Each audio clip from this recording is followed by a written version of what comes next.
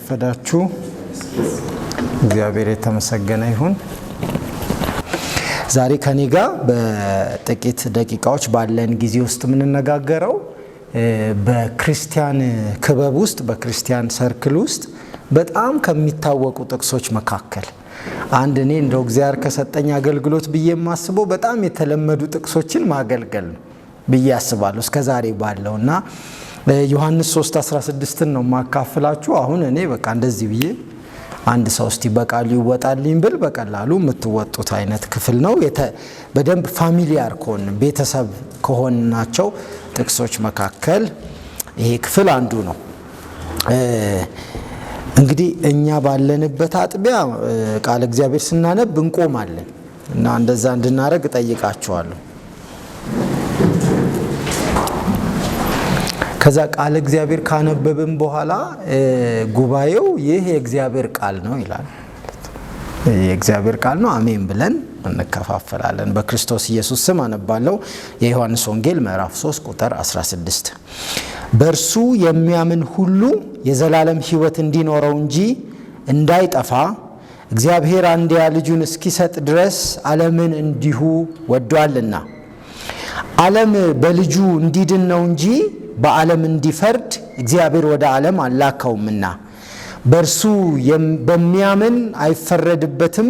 በማያምን ግን በአንዱ በእግዚአብሔር ልጅ ስላላመነ በአንዱ በእግዚአብሔር ልጅ ስም ስላላመነ አሁን ተፈርዶበታል።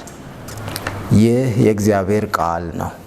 እግዚአብሔር አምላካችን ሆይ በዚህ ረፋድ የምንነጋገረውን ያንተን ቃል እንድትባርክልን ወዳጆቼ ይቀመጣሉ፣ እኔ ደግሞ ቆማለሁ። መንፈስ ቅዱስ ለልባችን ብርሃንን ታደርግልን ዘንድ ለሕይወትም ፍሬ ያፈራልን ዘንድ በክርስቶስ ኢየሱስ ስም እንጸልያለን።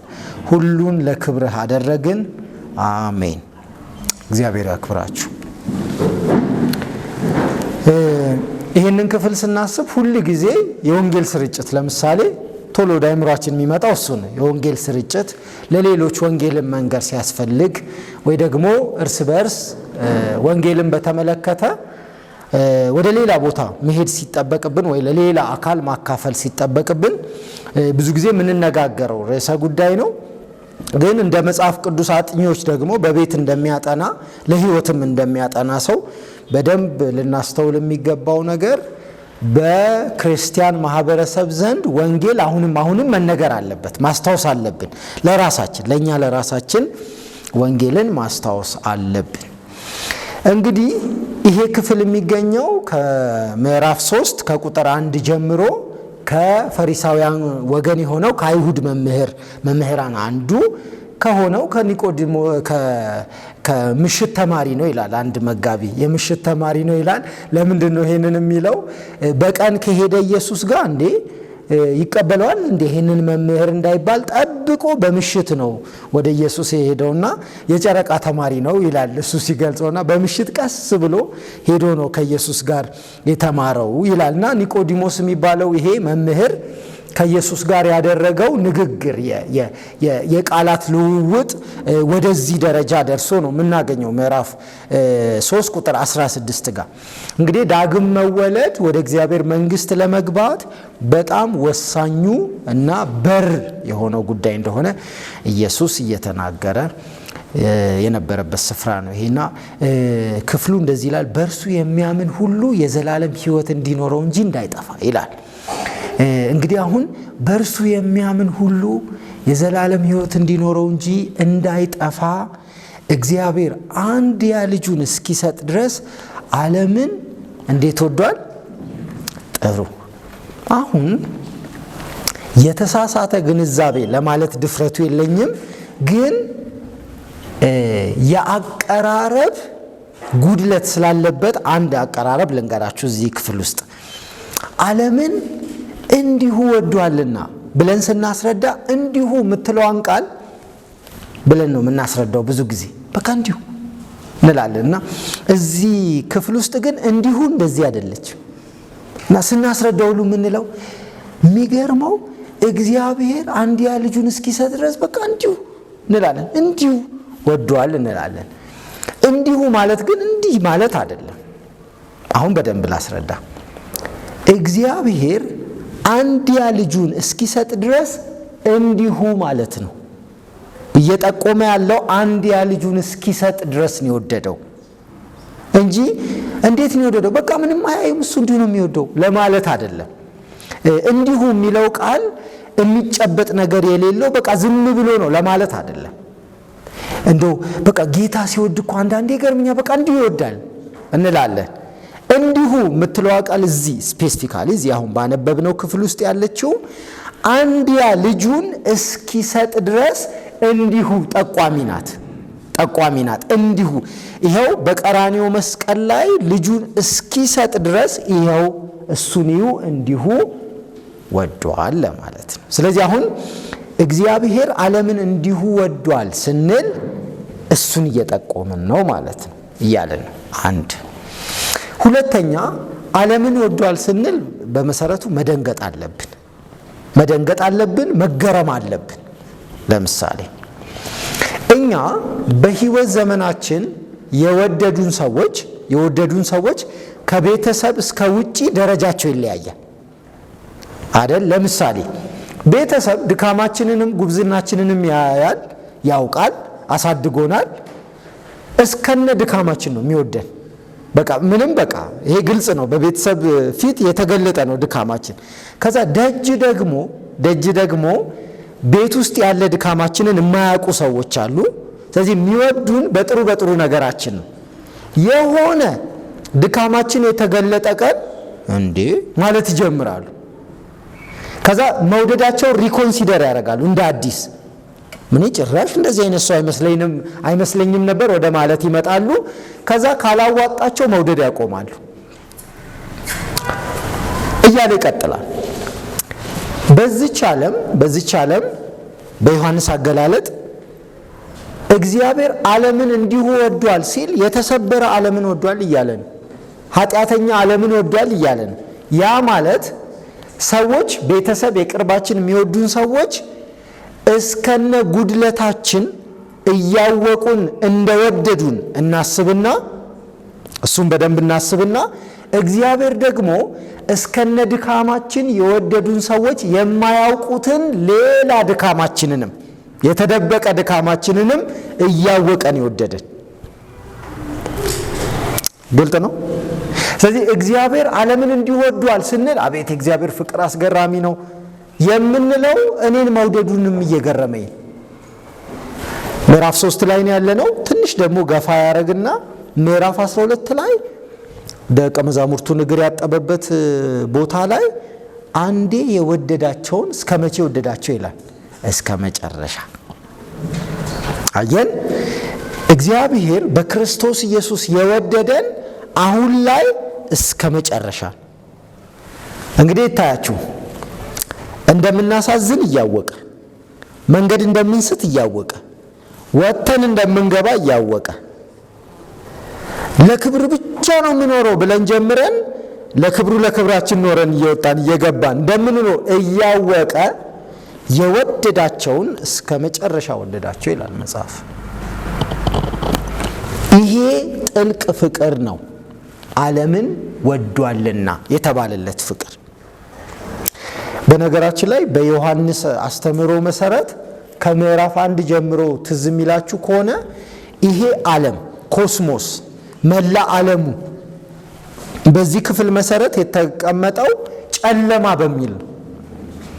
ትዝ ይላችኋል። ገና ሲጀምር ወደ ገዛ ወገኖቹ መጣ፣ ደግሞ ምን አላሉትም ይላል፣ አልተቀበሉትም። ከዛ በኋላ የዮሐንስ ይቺን ዓለም የሚስልበት መሳያ መንገዱ የጨለማ ነው። ይሄ ብርሃንን ያለመቀበል ሬዚስታንስ፣ ብርሃንን ያለመቀበል ተግዳሮት፣ መግፋት፣ ብርሃን የሚባለውን ነገር ለመቀበል አለመፈለግ።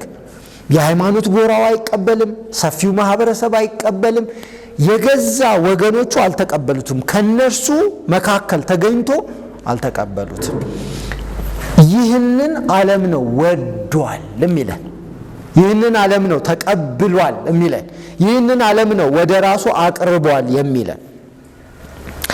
ታዲያ ይህንን ሰባራ ዓለም፣ ይህንን በኃጢአት የተሞላ ዓለም፣ ይህንን ይልቁኑ በኃጢአት የተሰበረ ዓለም የተሰበረ ዓለም ጠገን የሚጠግነው የሚጠብቅ ዓለም ወዷል ክርስቶስ ኢየሱስ። እግዚአብሔር አብ በክርስቶስ ኢየሱስ ወዷል። ታዲያ እስከነ ሁሉ ድካሙ ሲወደው የሚወደድ ነገር ስላለው ሳይሆን ይህ አዳኙ ካላዳነው በስተቀር ራሱን የማዳን አቅም ስለሌለው።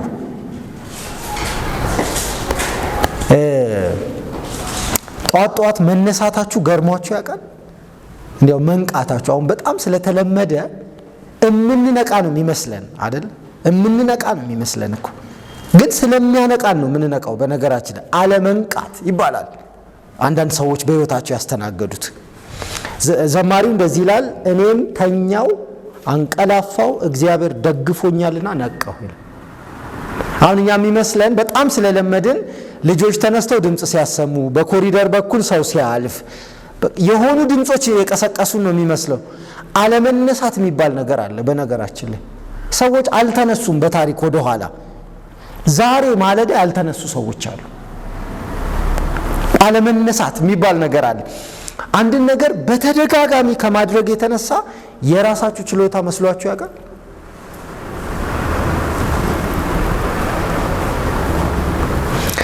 ትን ብሏችሁ ያውቃል? ትን ብሎት የሚያውቅ ሰው ይሄ ምናምን ብላችሁ ተመልሳችሁ ታውቃላችሁ? ይሄ ሄዳችሁ ተመልሳችሁ ታውቃላችሁ? እኔ በቅርብ እዚህ ቸርች እየገባን ጉንፋን አሞኝ ምንድነው ዝንጅብል በማር ጠጣው አገኘው ብዬ ላፍ ሳረግ ኦሬዲ ጉንፋኑ ስለጀመረኝ ይሁን የሚያቃጥል ስሜት አለው።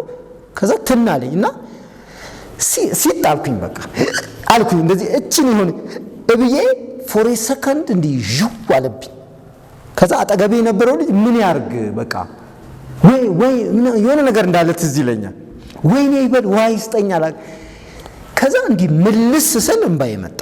ይሄ በቃ ፍና አድርጓ እንቅ አድርጓችሁ። ከዛ እኔ የምለው በቃ ሄድኩ ማለት እኮ ነው። ሄድኩም በቃ ቺናት ድንገት ላፍ አልኩ ማለት እኮ። የሆኑ ነገሮች በተደጋጋሚ ከማድረጋችን የተነሳ የራሳችን የብቃታችን ወይ እንዴት ነው ከልምምዳችን የተነሳ እያደረግነው እንዳይመስለን ማለት ነው። እኔ አሁን ዛሬ ጠዋት እንዴት እንደተነሳው በቃ እግዚአብሔር ያሳያችሁ። የባሲ ሰርግ ማታ በቃ ምሽት 5:30 ምናምን ነው ወደ ቤት ሄድ ነው።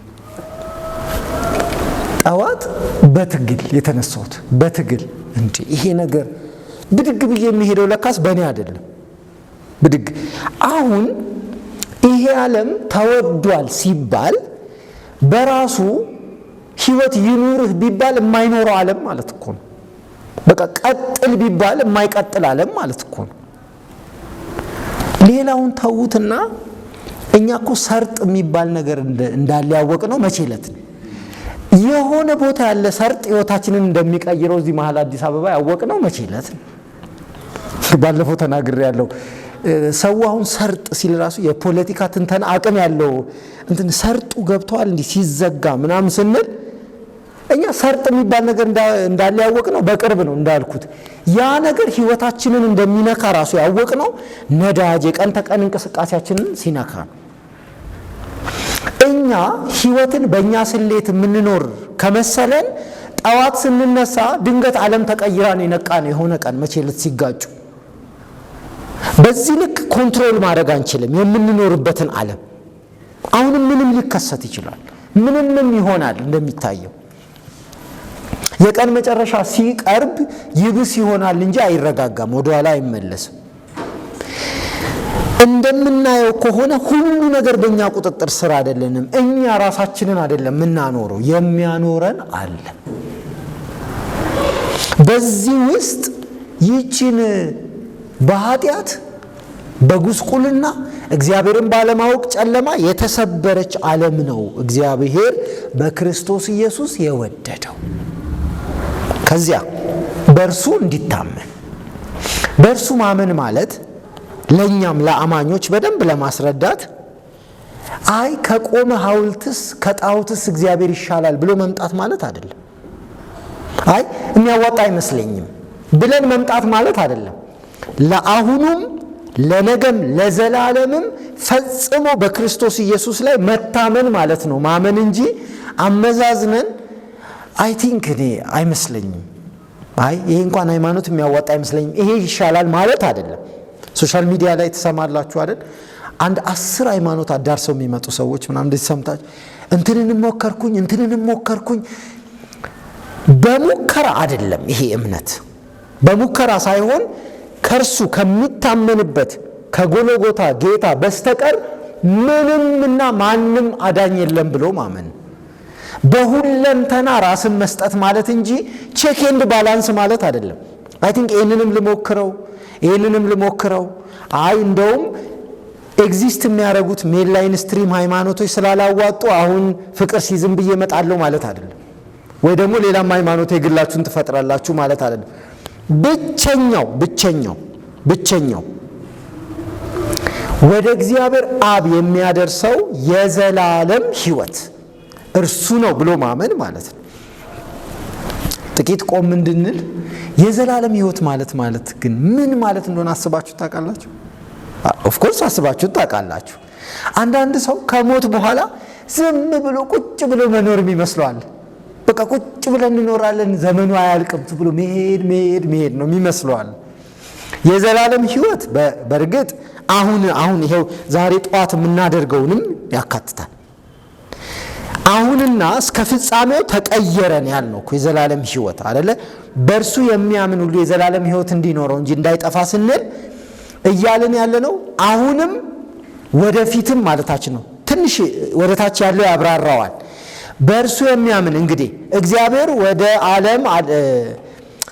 ዓለም በልጁ እንዲድን ነው እንጂ በዓለም እንዲፈርድ እግዚአብሔር ወደ ዓለም አላከውምና በእርሱ በሚያምን አይፈረድበትም። በማያምን ግን በአንዱ በእግዚአብሔር ልጅ ስላላመነ አሁን ተፈርዶበታል ይላል። ከዚያ ብርሃንም ወደ ዓለም ስለመጣ ሰዎች ስራቸው ክፉ ነበርና ከብርሃን ይልቅ ጨለማን ስለወደዱ ፍርዱ ይህ ነው ይላል። ይህ ሕይወት የተባለው ሲመጣ ያደረገው ምዕራፍ 1 ላይ እንደተገለጸው ይህ ሕይወት ብርሃን ነው። ሲመጣ ጨለማን ይገልጣል። ጨለማው መገለጡን ለሚያምን አይ የብርሃን መንገድ ይሻለኛል ለሚል ከዛች ቅጽበት ጀምሮ በብርሃን መመላለስ ይሆንለታል። በእግዚአብሔር መንግሥት ውስጥ የዘላለም ሕይወት የሚባለው ይሄ ነው። ለአሁኑም ለወደፊትም በብርሃን መመላለስ ነው።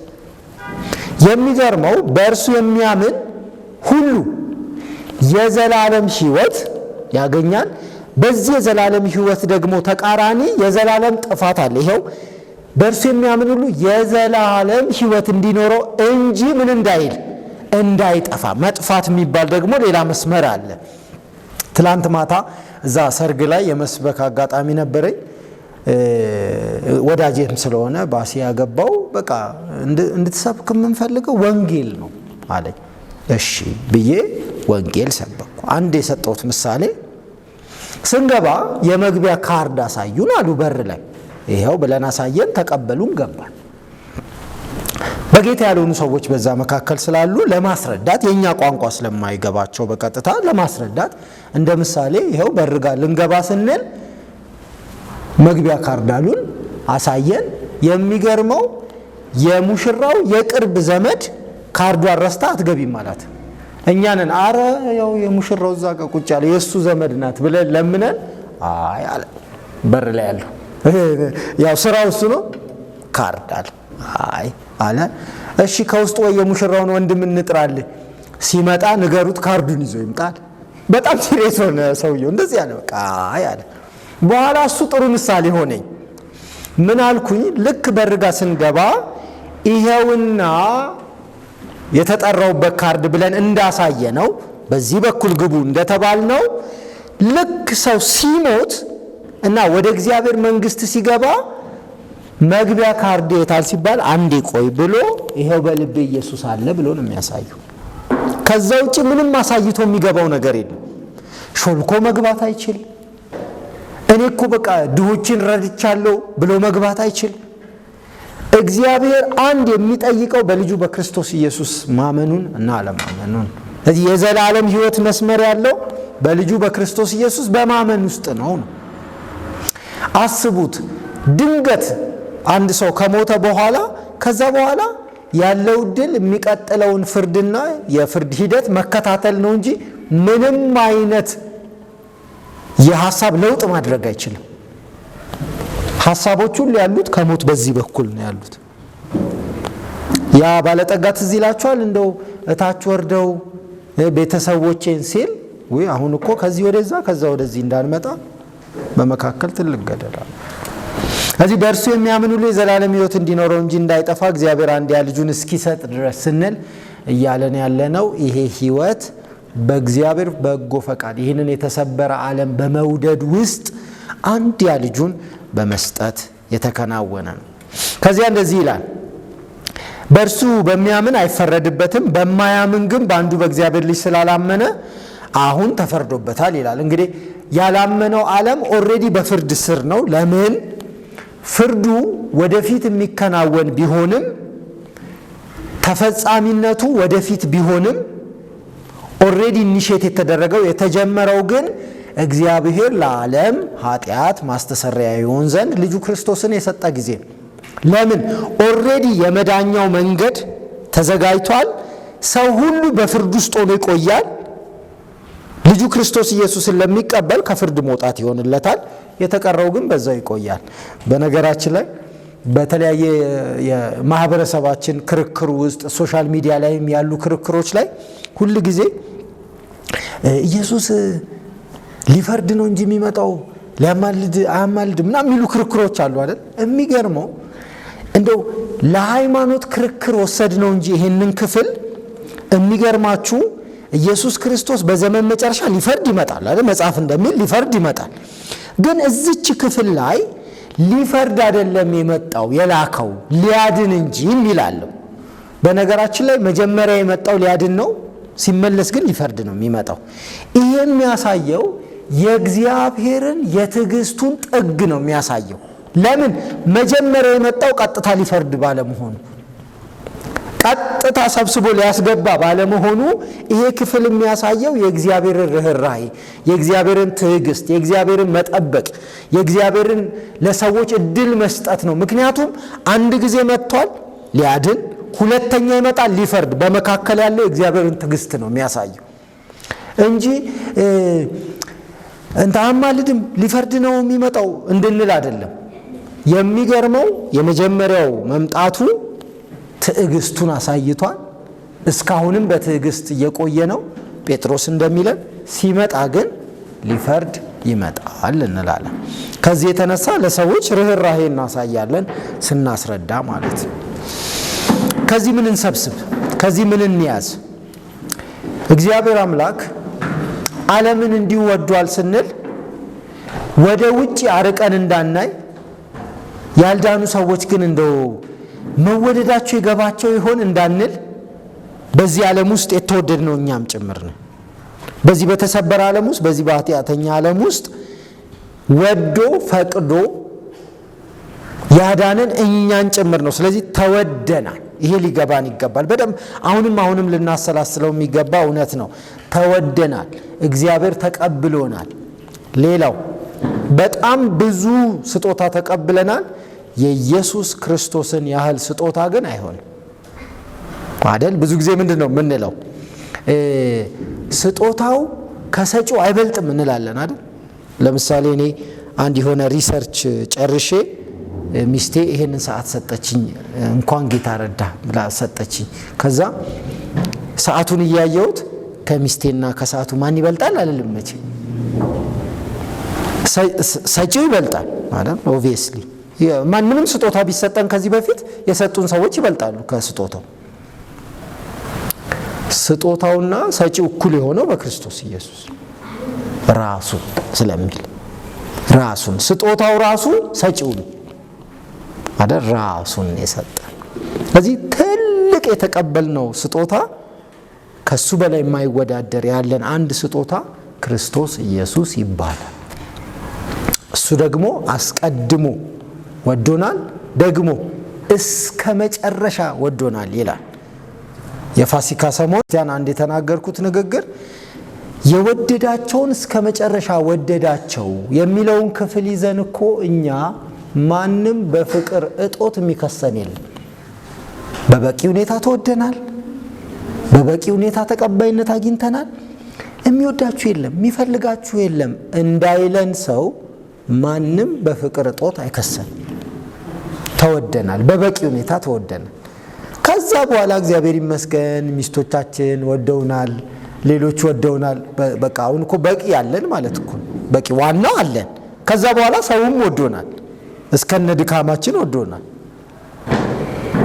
ስለዚህ ስለ ፍቅር እጦት ማንም እንዳይከሰን የአጽናፈ ዓለሙ ጌታ ወዶናል ማለት ነው። ማንም እንዳይጠፋ ስለሆነ ሶስተኛ የማይንገዋለል ሕይወት ሰጥቶናል። በቃ ያዝነው ስንል የሚያመልጥ ሄደ ስንል የሚመጣ አይነት ሕይወት አይደለም። በራሱ በእግዚአብሔር እጅ ቁጥጥር ያለ የማይነቃነቅ በብዙ ትግል ውስጥ ባለበት የሚቆይ ሕይወት ሰጥቶናል። አንዳንድ አሁን ከተማ ውስጥ እየተለመዱ ነው። ይሄ መኪና ማጠቢያ ምንድነው ይሄ የመኪና ስፔር ፓርት ምናምን የሚሰሩ ድርጅቶች አካባቢ አንድ የሚቆም በንፋስ የተሞላ እንደዚህ ምናምን የሚል እንትን አይታችሁ? እሱን ሰውዬ ነው የሚባለው ብቻ እሱ ሰውዬ አይታችሁታል? ይሄዳል፣ በቃ ይሄዳል፣ ይመጣል፣ ግን መሰረቱን አይለቅም። እዛው ባለበት ነው በቃ ይሄዳል። ንፋስ ወደዚህ ወስደዋል፣ ይመለሳል፣ ወደ ጎን ይሄዳል፣ እንደዚህ ይላል፣ ግን አለ። እንደዛ ነው ምን ሆነው እኛ ይገፋናል፣ እንሄዳለን፣ እንመለሳለን፣ ወደዚህ እንላለን፣ ግን አንለቅም። መሰረት አንለቅም። አለን ባለንበት ለምን ጴጥሮስ እንዳለ ይህም እስከ ዘመን መጨረሻ ድረስ በእግዚአብሔር ተጠብቆላችኋል ይላል። ስለ መዳናችን ሲናገር ተጠብቆላችኋል። እግዚአብሔር የያዘን ከመሆኑ የተነሳ ተጠብቆልናል። ሰምታችኋል? አንድ ታሪክ፣ አንድ ገመድ ላይ እንዲህ እያለ የሚሄድ ሰውዬ ነው አሉ። ከህንፃ ወደ ህንፃ ማንም ሳይዘኝ ሄዳለሁ አላሉ። ከዛ አሁን ግን እንደ ድሮ ዝም ብዬ ራሴ አይደለም የሚሄደው፣ አንድ የምሸከመው ልጅ ስጡኝ ወይ ሰው ስጡኝ፣ እሱን ይዤ ነው የምሻገረው አለ። ከዛ ሁሉም ልጁን ይዞ ጠፋ። ችሎታህን እናደንቃለን ግን ሪስክ ወስደን ልጅ አንሰጥም ብለው ሁሉም ሲጠፋ አንዱ ጩጬ እኔን ይሰደኝ ብሎ መጣ። ከዛ ዞር ተብሎ ቢጠየቅ ማንም የኔ ነው የሚል ጠፋ። እርግጠኛ ነህ? አዎ። አንተስ እርግጠኛ ነህ ይዘውት አልፏል? አዎ። በኋላ ሰጡት ለሰውየው፣ ምን ስንተኛ እንደሆነ ሄደ ወደ ላይ። ከዛ በገመድ እንዲያለ ልጁን አደረሰው፣ አሳለፈው። ወደ ታች ወረደ፣ ተጨበጨበለት። አንተ ቆየን አሉ በገመድ ሄደው ሰውዬ። ህፃኑን ግን በምን ድፍረት ነው ሰውየው እንደዚህ ይዞ እንዲሄድ የፈቀድከው ሲሉ፣ እንዲህ አታውቁም እንዲህ አባቴ እኮ ነው ሰውየው አሉ። በዚህ መተማመን ነው የምንሄደው። ሪስክ የምንወስደው አባታችን ስለሆነ ነው።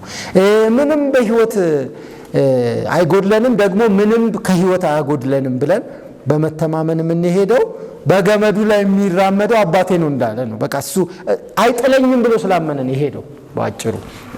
ስለዚህ እኛም ያለን ፍጹም መተማመን የማይጠፋ የዘላለም ህይወት በእግዚአብሔር የተጠበቀ በእኛ ላይ የተደገፈ ሳይሆን በእግዚአብሔር የተጠበቀ ስላለን ነው ማለት ነው። ስለዚህ ዓለምን እንዲወዷል ስንል በዚህ በተሰበረች ኃጢአተኛ ዓለም ውስጥ እኛን ወዷል ማለታችን ነው።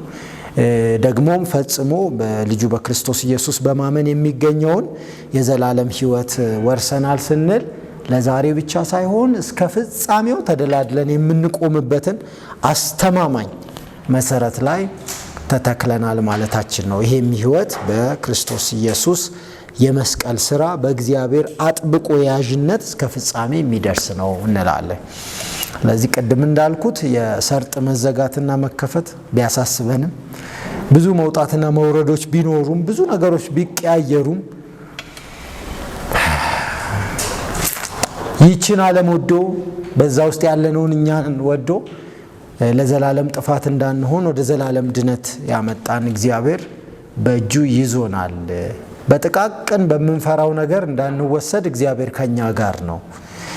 ዛሬ እሁድ ነው፣ ነገ ሰኞ ስታስቡ እንኳን ወደዛ ጉዳይ ልመለስ ነው፣ ያኛውን ነገር ደግሞ እንደ አዲስ ልታገለው ነው የምትሉት ጉዳይ እንኳን ቢኖር 1001 ጉዳይ ታግለን ነው ዛሬ ደረስ ነው።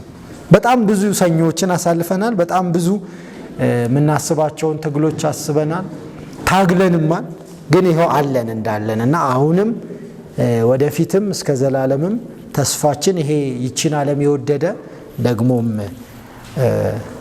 በእጁ የያዘን እግዚአብሔር ነው። በርቱ፣ ጽኑ።